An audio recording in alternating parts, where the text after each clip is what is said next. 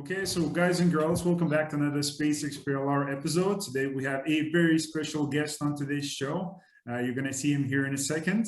But first of all, I just want to say a big thank you for taking the time to speak about those great things that are happening in Nigeria. So I appreciate it. Hello, everyone. My name is JOSIAH FANIYI, and I am from Nigeria. I love space. I love astronomy. I finished my BSc in physics at University of Ibadan, the first university in Nigeria. Then I'm planning on continuing my research in astrophysics.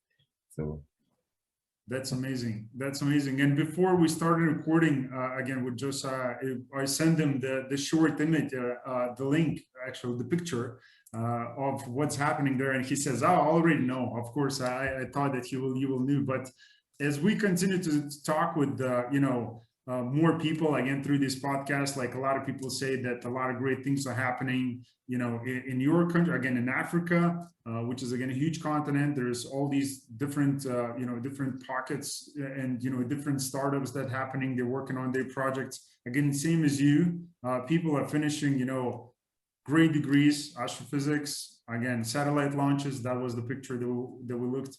But can you just tell what's happening right now with Astrojet?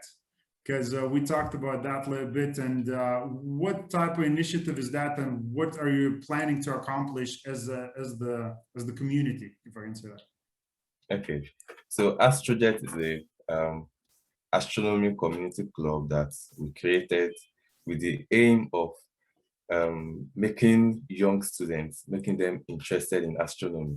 Because we find out that in Nigeria, many people don't even go to science classes or continue after secondary school. So we target secondary school. We go to the schools, we do outreaches to them in order to spark their interest in astronomy, astrophysics, in STEM-related subjects, so that in the long run we have more young people studying astronomy, and this will create a critical mass of young astronomers from Africa, from Nigeria. So that is the sole aim of the community. Make young students, make them love astronomy. Go to them, go to their schools, do outreaches, show them cool astronomy pictures, show them people that are actually astronomers, show them that there are people like you and you can also be one of them. So that is the sole aim. So the team in Astrojet, we met at a summer school. We all met at an astronomy summer school, and then we decided to continue from the school. So that is amazing. So who came up with this idea? Like, who was the the founder for the idea? Okay, so her name is Dorcas. So we met at the summer school and we assembled a team of 7 people to plan our first outreach program. That was after the school. So. Oh, nice. Okay, so and what are you planning to do more? What was the first event that you put together? And what are the future events that you're planning to put together? And what works in Nigeria? I mean, because you probably talk, we connected via LinkedIn, and maybe some people are doing virtual star observations, or have physically. I don't know what's happening right now with this kind of COVID situation in Nigeria currently. But what type of events work the most, as you kind of see, with building the community? Okay, so I would say on-site events works the most in Nigeria, because there are a lot of problems, including connectivity and power issues in many regions in Nigeria. So to have an on-site event, it takes a lot. And remember, our target audience are secondary school students, and many secondary school students don't even have the access to that kind of thing. So we try as much as possible to have our events on site. But during the COVID period, because now there is no lockdown anymore in Nigeria. But during the full lockdown, we shifted most of our programs online. We started sharing astronomy events. We started sharing pictures, and we started showing them this is what is happening in the astronomy space around the world at this time. we even had a webinar, but then we had a webinar during the COVID period. So now we are planning our second outreach. That will be in Eastern Nigeria. Our first outreach was in northern part of Nigeria, Lafia, Nasarawa State. And our second outreach, we are planning it to be in Enugu State in Nigeria. So the outreach is also to secondary school students, and we are targeting about 50 students in the area. So I think what works best is on-site events for now, on-site events. And in the future, and this event, we're also planning on making it hybrid. We want to have an online presence with it and also have on-site. So people can join online and people can also be there on site. So that is what we are planning for now. That is amazing. So when you visit the schools, like what reactions do you get from the kids? Like, what do they say? This is interesting because they are always very, very, very passionate about, very enthusiastic, very happy to see what you brought to them, very happy to see the cool pictures, to see the videos on the projector. So we are always welcome. You are welcomed with a lot of enthusiasm, especially even from the principal, because we need to meet the school authorities first. So they're always happy to help in any way they can. So that's amazing. So what type of questions do they ask? Like once you do the events, like what have you heard like from kids? What did they say? So in the first program that we had, that was in Lafia, Nasarawa State, Nigeria. So we get interesting questions like shooting stars. What are shooting stars? What's the sun made up of? Why is the sky blue? So there are a lot of interesting questions, and this reminds me of the summer school program that I was talking about, where we met the members of Astrojet. So there was this interesting thing that they did. So this was, they put pictures of interesting pictures on the wall, and then there is a cardboard paper near it where you can write. So your job is to write any question that you have looking at those pictures. So, and then before the end of the summer school, we were also taught how to answer those questions. So that was very, very interesting. So it will amaze you the kind of questions that are in the minds of young students in secondary school. Yeah. They're very curious, right? Yes, it's very, very curious. That's very good. So what are the future events are going to look like? What are you planning to do, like more of astronomy education, like just to explain the solar system, or like what are you planning to do in the future? Like, one or two events, how are they going to look like? Okay, so we plan on having, for example, let's say there's a solar eclipse now. So we plan on having events that are geared towards explaining what solar eclipses are and how you can view it, because how you can view it safely. So we plan on having events like that. So, and also our future events, we want it to be more hands-on, something you can do with your hands, something you can work on, not just with telling you stuff, but you also doing something. So that's. And also, I remember, because I like to mention this. The summer school I went for, the West African International Summer School for Young Astronomers, WISA, it's now called Pan-African School for Emerging Astronomer. So at the school, I can remember, most of the things I can remember from the school now are things I did with my hands and group projects that we worked with, not necessarily what was taught directly, what was projected on the screen, but things we were able to work with as a team together. So that is what we are planning to do. We are planning to have more activities in our events, not just presentation. Not telling you facts about space, but actually you working and doing something and seeing how things are done. So yeah. And So so, that is sorry. So when you are looking to put this event together, are you studying other organizations who do like events and workshops, or are you just trying to make your own kind of recipe? okay. So the first event that we had, we tried to follow how the summer school that we went for, how it was planned. So we tried to include discovery sessions, we tried to include, and then we partnered with Center for Basic Space Science, that's in Enugu, Nigeria. So they provided telescopes and they came with someone that can handle it. So, and then there was um, there was an NGO that was local in that state that we also partnered with. So in our next event, we are looking to partner with Young Astronomers Club in University of Nigeria, Nsukka. So Young Astronomers Club. So they are into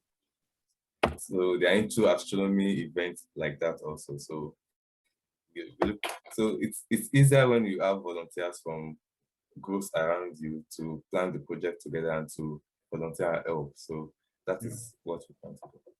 That's amazing. That's amazing. And again, I see the smile and I see the passion behind you that you carry. So the question is like, who inspired you personally the most? Like to pursue your astrophysics degree and just to do astronomy? Who inspired you? Okay, so I have always loved space, stars, and all, but then I didn't. Even when I started my bachelor's degree, it was in physics, and I was not. I didn't even know that I would actually study or actually be in a place where I would be talking about astronomy. So, but then it was at the summer school I was applying. After my first degree, I went for a foundation postgraduate program that's in relativistic astrophysics. So that was at National Mathematical Center in Abuja, capital of Nigeria. So I met other young students like me that are very, very passionate about astronomy. So I would say the biggest driver is being in the community of other young people that also love astronomy and what to do. And then at the past year, West Pan-African School for Emerging Astronomer, that the summer school I went for. So the instructors were very, very amazing. I mean, they were very, very passionate about it. And you, it's interesting because I mean they came from all over the world. Some from Australia, America, and Ghana. So it was very, very it was very, very interesting because all the instructors were very passionate about their work, about what they do, and they are looking to impart into you also. So I I was very inspired by them, and my resolve to study astronomy was firmly was was my resolve was made there. Like I was very sure that this is really what I want to do. Like so, it was at the event that I was really sure that this is what I am going to study. So That's amazing. So what do they say when the kids, let's say, when you do the events or the workshops in the future, at least for now, like when they ask you, maybe somebody asks you, like, what about the study? Like, what I can study to be in a space kind of industry. So what advice do you give for the kids, let's say young kids who are watching this, show right now, let's say they're in Nigeria, what advice would you give them? Like what and how they can study and maybe to find out what they would like to do themselves?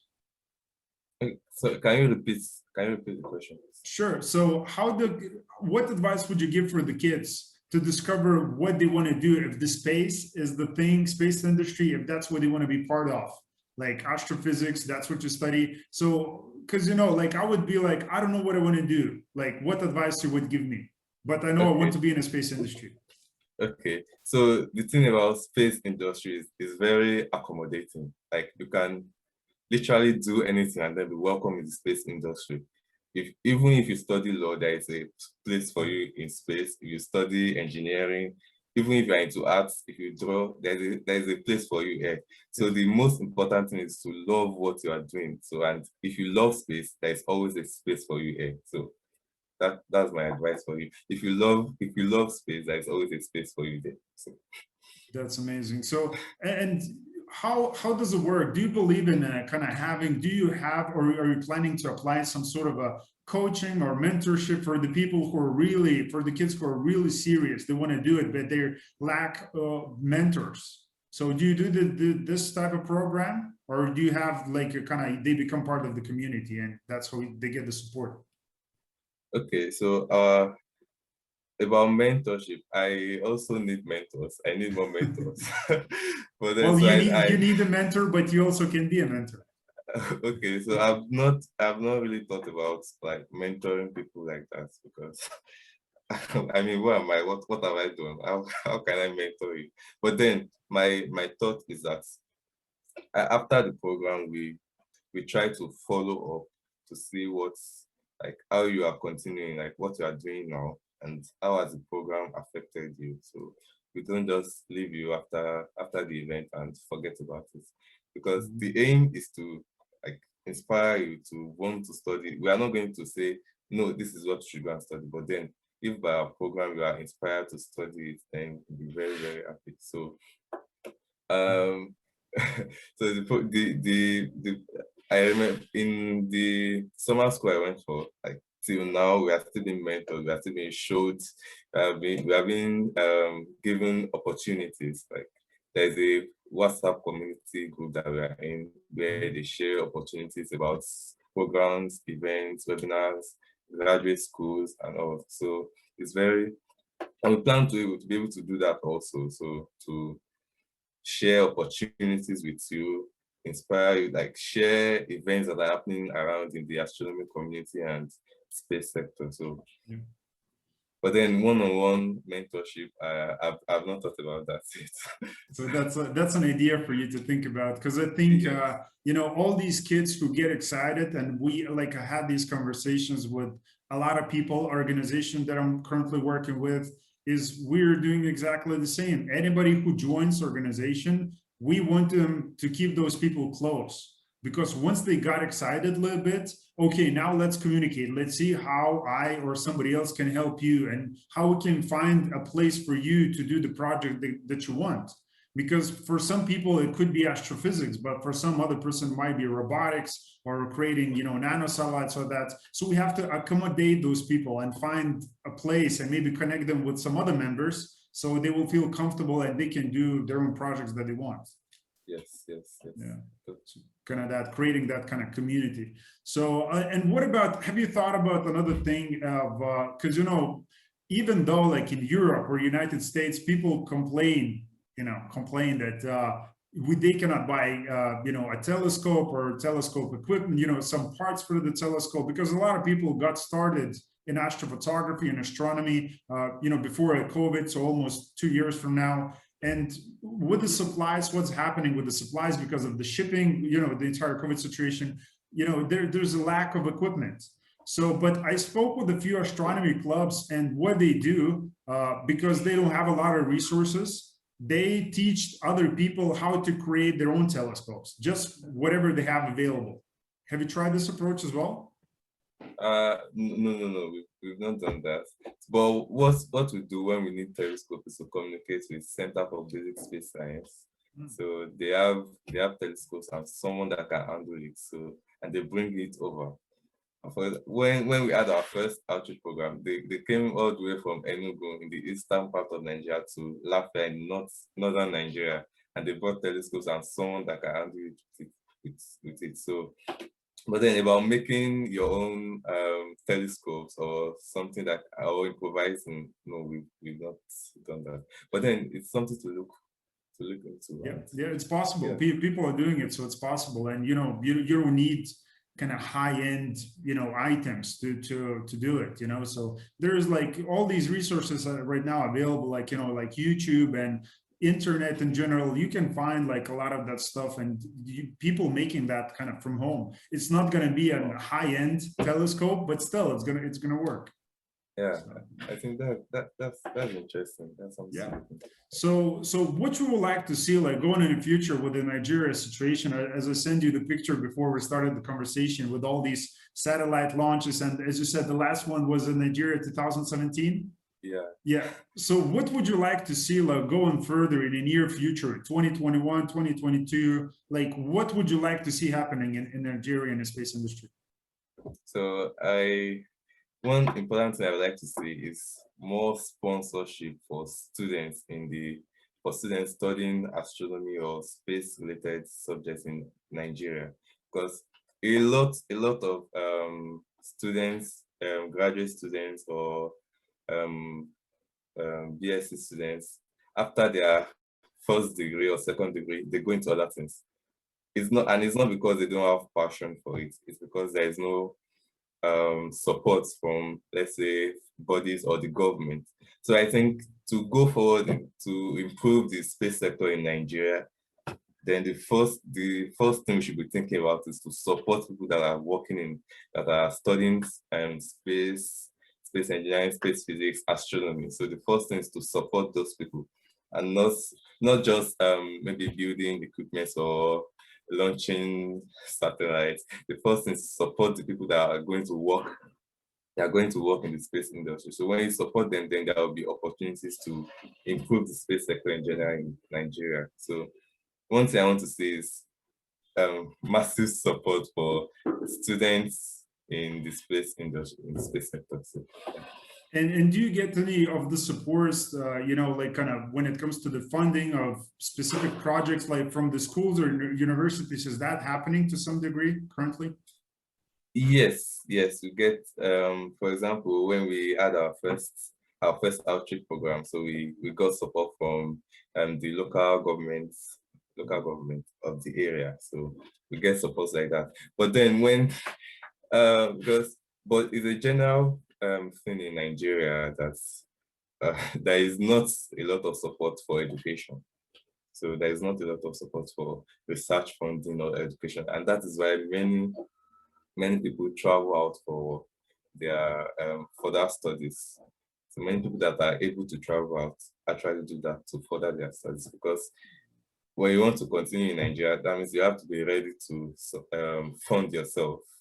Or and there are people, PhD students, that take loan to fund their projects. So to improve, so my thought is this: to what I want to see in the space industry in Nigeria is more support for students, and even generally for researchers in Nigeria. If there is more support, then we can see a lot of things coming out from Nigeria. Mhm. And do you think that support will come through from other parts of Africa, or that will come through from Europe or US? Where do you think that support might potentially can come through? I I think the support should be from the Nigerian government itself, but then we are not seeing a lot of that. So I think yes, basically, I want support to be from Nigerian government, because that's the most responsible body for that. Because other countries have their own citizens that they are looking after too. Because yeah, Yeah. I think the support should be from Nigerian government. Yeah, but I do believe that, everybody, like, we're talking about the space industry, which benefits, all the aspects of our life.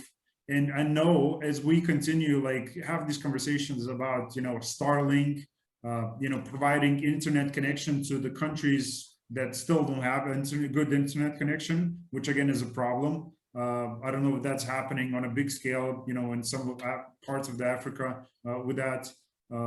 But we definitely need to support each other, and because we live on the same planet, and see that somebody else who has stuff, somebody don't have that, and those people, there are a lot of people who don't have access to information, and that's what we're talking about. We're not talking about, we're talking about access to education, access to information. So those people who sometimes don't have access to education or information, those are the smartest people. you know. And so Yes. that means we're missing other Nobel Prize winners, other inventions that come through because of those people, but because they don't have access, you know, this is not happening. And I think again, if we just continually support, because at the end of the day, we live on this planet, and we all, one thing that unites us all, that we're humans, you know. Yes. Everybody's a human. So I think if finding the way, because there are resources, we know that there are resources, but now it's just, we have to get creative and see, okay, what we can do, and who do we know, and what other options are there, so we can support everybody. Of course, we cannot, one person cannot solve all the world's problems, but if it's a community of people trying to solve one problem, it's doable. So, like, I always encourage people, you know, just to look for ways to, you know, collaborate and support each other, because that's at the end of the day, that's what life is all about. Uh, the question is there anything, is that much happening with National Space Research and Development Agency in Nigeria? Oh, okay. I'm not well updated about that, so I can't speak about. But then I think the agency is very because the summer school I had in 2019, it was at the agency. We went to Abuja to the agency itself. So I think they are interested in doing a lot of in supporting in Nigeria, but then I I don't know. I can't say much about that. I can't say much about it. So. Yeah. So we need to do our own research, because there's 2,000, as you see here on Google, there's 2,000 employees. And well, of course, it's 2016 data statistics, but maybe they're doing something and pushing this kind of industry further. But with the community, with Astrojet, by the way, for you guys and girls who are listening or watching this episode, you can find it on Facebook, Astrojet 01, which of course you're going to find the link included. So my thing that I wanted to ask you guys, if you just share it, if you share it, go and like it and support, you know, JOSIAH and his community, and get in contact and see what you guys can do, ways collaborate, because I'm sure I will do that, by the way. So, yeah. so what do you want to see? What do you want to see in the future with Astrojet? Like, what do you think that's going to be, and how it's going to look like? So we are looking to not only be in Nigeria, but be all over Africa and hold events in all parts of Africa. So we are starting with Nigeria, and then in the future, we want to have events from all parts of Africa and contribute to having more astronomers in Africa, and possibly support, maybe raise funds and support people that are not able to maybe fund their studies. So possibly we should be able to do that in the future. So I'm looking forward to having a Africa-wide network of volunteers that are able to hold events and inspire and make young secondary school students to fall in love with astronomy or astrophysics. So that's it. Yeah. That's amazing. One of the things that you mentioned as a speaker, as a topic that you want to discuss, you mentioned about challenges that you faced and currently facing. So can you talk about what challenges are there for you happening and how you've been able to resolve them? Okay, so one of the major challenges is because our members, we have 7 members, and we are all in different parts of Nigeria. So one thing we do is to meet online like this. We have our meetings every week online and plan for the future. So one major challenge is the issue of power in some parts of Nigeria. So for example, now there's no power here. So there's been that issue in Nigeria. A lot of some regions do not have like stable electricity supply, and having online events is not easy in that condition. So you need to maybe look for ways to charge your devices to be able to participate in stuff. And then the issue of data connectivity, because that is also a major problem, because network is not very good in different parts of Nigeria. So, and a way, and we've been able to overcome the problem to some extent by looking for means to like making our meetings not very long so that we can have enough charge to for the duration of the meeting. And then and one other thing is that most of us now are students, and then we have school work that we are doing, and then to balance your school work with the events we are planning here. So, and we also find we are under by having meetings maybe once in a week, and then the rest we plan it on our own. So I think that is about the challenges that we're facing. So the issue of power and data, and then not having time because of your schoolwork. Because when we're having exams, when most of us are having exams, that means we can't really hold anything, we can't really do anything meaningful at that point, because we're having exams and must concentrate to get good results in our exams. So yeah, wow. So look, again, we're talking about the challenges that you're facing that some of the people are taken like for granted. And, one of those people is myself. Like, I don't, like we don't even think about sometimes, like in the place that I'm currently at, like there are, sometimes shortage of electricity happening, because they're doing some work or something, but there are generators to support it, to kind of back it up and things like that. But it doesn't happen very often, like very rarely, probably maybe once a month, maybe not even that. But the fact that like this is a challenge for you and you're trying to work through that, which for some people is like, it's like we just have it and we don't have to think about that.